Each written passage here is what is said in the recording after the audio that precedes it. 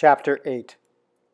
Toby, she said, as she sipped her tea and turned the letter over and over in her hands. How will we deal with an angry boy? The dog, his head on his paws, simply blinked. His tail tapped the floor briefly. I could say no. I had told her I'd take a little girl. I could explain that I'm not up to having a boy. Toby eyed a fly that had settled on the rung of a nearby chair. If it were closer, he would have made a try for it, just for the sport. But he didn't feel inclined to bother with this one. I thought a little girl would brighten the house a bit. I could knit sweaters and mittens for her, read stories.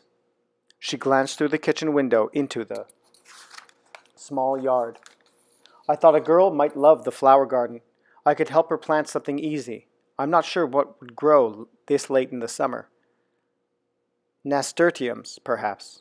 They grow quickly, and the flowers are so bright colored. A little girl would enjoy that. I could teach a girl to bake cookies, the way my mother taught me. She raised and lowered her shoulders, easing the ache that sometimes troubled her there. She stirred her tea, which was cooling now.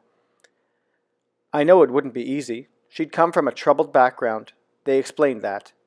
She might have some bad habits, and it would take a lot of patience. She chuckled slightly. Well, I needed a patient mother myself. I was a handful, Toby. Would you believe it?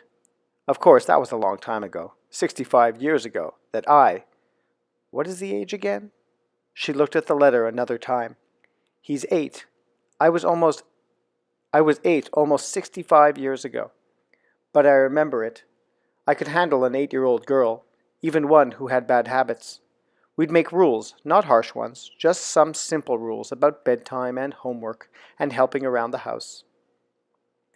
My mother did that. Of course, in those days there were punishments that we wouldn't use now. Sometimes a switching. More often up to my room, no supper, no reading. I suppose these days it would be no TV. I wonder if a little girl would mind too much that we don't have a television, Toby. I suppose I could get a small one, but we'd have some strict rules about watching. Of course, it would be only for a few weeks. A child can do without television for a few weeks. We'd read a lot, I expect. The woman glanced down at the dog and smiled. He was sound asleep.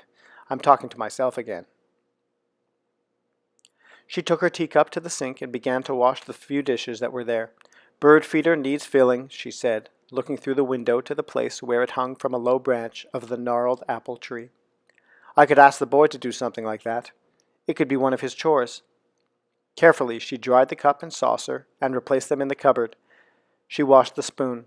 I wonder why they describe him as angry. What does an 8-year-old have to be angry about? She folded the linen towel in half and hung it neatly over the handle of the oven door. Time for our walk, Toby. The dog lifted his head and then rose eagerly at the sound of the familiar word. He went and stood beside her, waiting for the leash, which she had taken from the hook where it hung. His name is John, she told the dog as she leaned down to fasten the leash to his collar. He's an angry little boy named John, and we must be very patient with him. He'll be here Friday.